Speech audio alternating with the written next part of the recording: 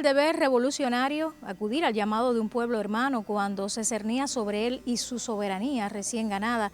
El derecho a una vida de libertad y progreso costó la vida de miles de cubanos en las batallas del continente africano, tan lejos en la geografía, pero muy allegado en la sangre de nuestros ancestros.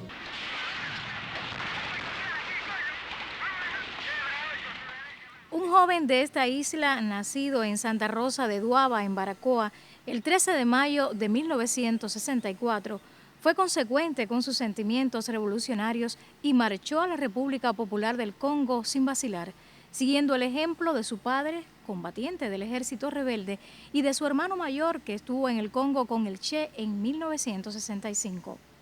Su nombre, Roberto Lafita Nicle.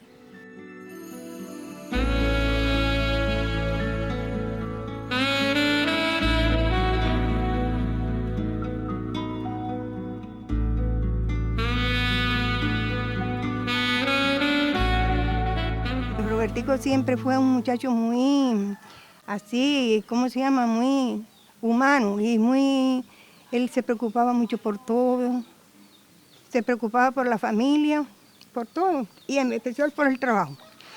Entonces, bueno, de ahí empezó y se cogió y pasó un curso de tractorista, empezó a trabajar ahí en Libertad, y entonces de ahí, pues bueno, estuvo ahí fue militante, lo sacaron militante de la juventud, entonces de ahí entonces ya lo seleccionaron para allá cuando tenía como 17 años que ya le tocaba el servicio, entonces lo seleccionaron para mandarlo para afuera, él estuvo muy de acuerdo.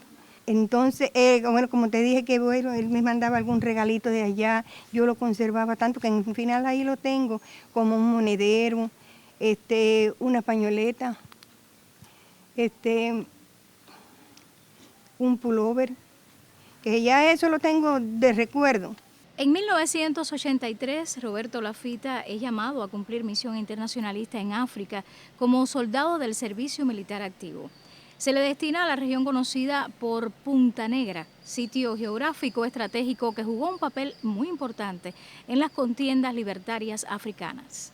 Para mí, Punta Negra fue un punto fundamental donde llegaban todos los abastecimientos, tanto para el Congo como para nosotros los cubanos que estábamos allá y en aquel tiempo.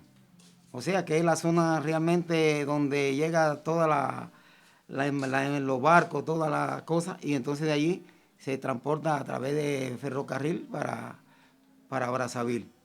Por tanto, yo entiendo que era ese lugar sirvió para transportar armas, para transportar hombres, para transportar de todo lo que llegaba allí, tanto para Brazzaville como para Angola.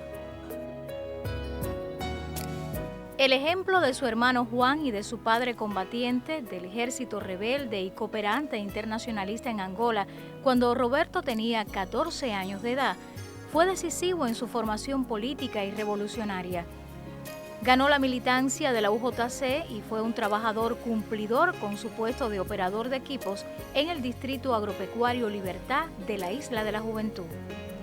Era un joven como tantos otros jóvenes cubanos.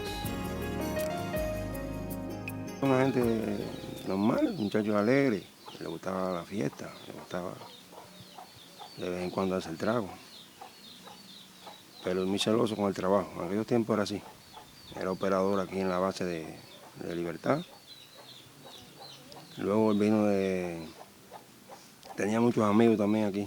Siempre, como yo tenía una edad que le llevaba a él siempre andaba con sus amigos de su edad, que se usaba mucho en ese tiempo. Le gustaba salir los domingos y tomar. Él era muy cariñoso, muy preocupado por todo. De que llegaba del trabajo y él trabajaba y yo también. Entonces mi esposo estaba allá ¿dónde, chiqui? En Angola. En Angola. No, Pascual estaba en Angola o en Etiopía. En Angola. ¿Y en la construcción de Angola? Ah, bueno. Y él me preocupaba, pero trabajábamos los dos.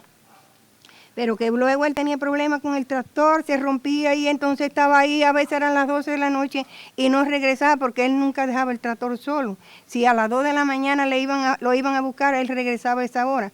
Entonces cuando él llegaba tan contento,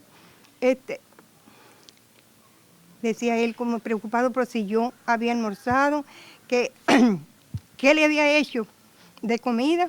Siempre me decía, no, no tenga problema, coge ya una tortilla con pan y ya.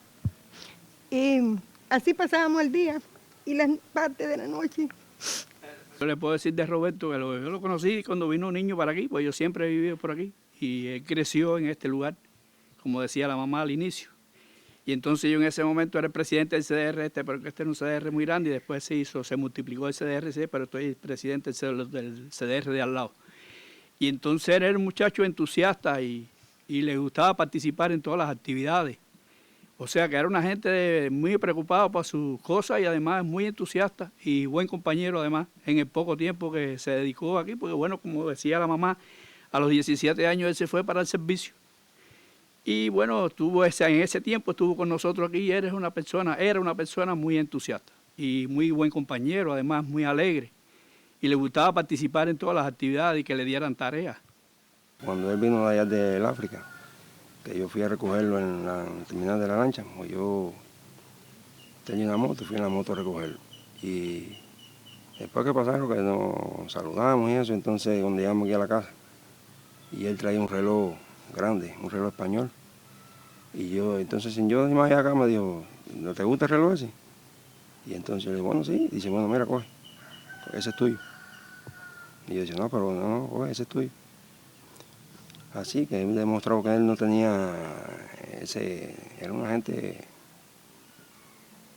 gente sin interés, así, que con la familia no era egoísta, una gente sana, sano, completo. Él siempre que me escribía me decía que no me preocupara, que él estaba bien. Por las relaciones esas que tenía, que siempre iba a casa del médico ese y lo atendían muy bien. Entonces, bueno, de ahí él estuvo ahí, pasó su tiempo y llegó la hora de regresar. Y entonces después que llegó aquí, como a los 4 o 5 años, fue que él se enfermó. Y entonces de ahí fue fiebre, y siempre para el hospital. Entonces ya después, últimamente, el auto decidió mandarlo ¿cómo se llama? A un instituto que ahí es donde había toda especialidad. Ahí la fiebre, y mucho desgano. Ahí le daban hasta 2 fiebres diarias. Entonces, bueno, prácticamente de ahí, entonces después esta gente decidieron mandarlo para La Habana, pero bueno, ya estaba muy débil. Entonces llegó allá y ya nomás estuvo 5 días. A diferencia de otros combatientes que cayeron bajo el fuego del enemigo, Roberto Lafita no fallece en un combate directo, sino por la acción de un enemigo invisible. Contrajo una rara enfermedad tropical incurable que fue minando su cuerpo hasta matarle el vigor de sus 25 años y causarle la muerte tras largos años de sufrimientos el 10 de septiembre de 1988. Punta Negra quedó realmente en la historia de nuestra familia. Primero pasé yo en el año 65, 66, por allá, y posteriormente pasa mi hermano, ¿no? Cumpliendo la misión, en continuidad de la lucha que comenzamos nosotros junto al Che en ese territorio.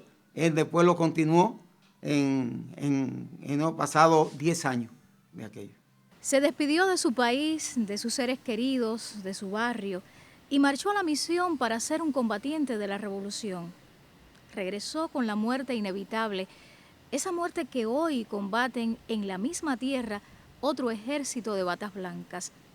Con ellos, su recuerdo y su ejemplo abonado con el amor y la gratitud de nuestros pueblos, florece desde la memoria, fructifica en el presente y crece al futuro como eterna semilla de redención.